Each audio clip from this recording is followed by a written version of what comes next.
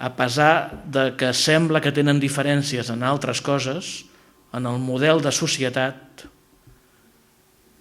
Unió Democràtica, Convergència Democràtica i el Partit Popular es van trobar a la beatificació nacional catòlica i van coincidir en valorar positivament aquest acte que, com abans deia, recorda més un acte de l'anterior règim quan en aquest país no hi havia llibertat.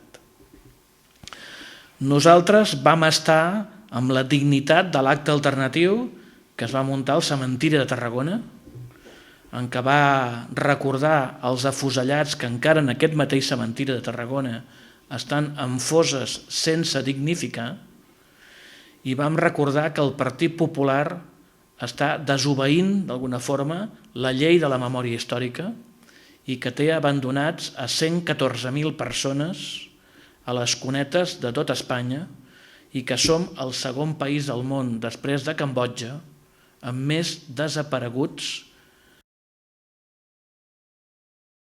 Evidentment, no és una manifestació que es pugui comparar de cap de les maneres amb la manifestació de l'11 de setembre. Però, en tot cas, nosaltres volem valorar positivament l'esperit de gent que es va manifestar preocupada pel xoc de trens i per l'enfrontament entre Catalunya i Espanya. I dir-los a la gent que es va manifestar per això que també és la nostra preocupació, però que era impossible poder manifestar aquesta preocupació en una manifestació on els principals convocants eren el Partit Popular i Ciutadans. El Partit Popular s'hi ha dedicat a fons a trencar els vincles històrics entre el poble de Catalunya i la resta de pobles d'Espanya. I al mateix temps, Ciutadans li demanem que reconegui el dret democràtic d'aquest poble a decidir. Aquests pressupostos tenen 3 característiques que volem destacar. 1.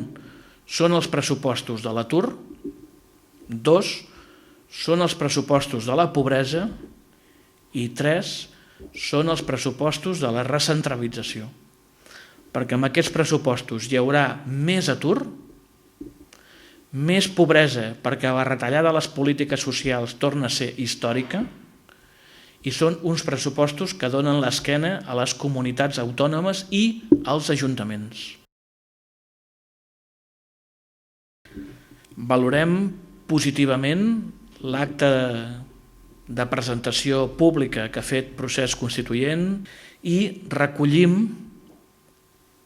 aquest missatge que es va donar en l'acte i que nosaltres venim repetint des de fa més d'un any i amb això serem molt pesats.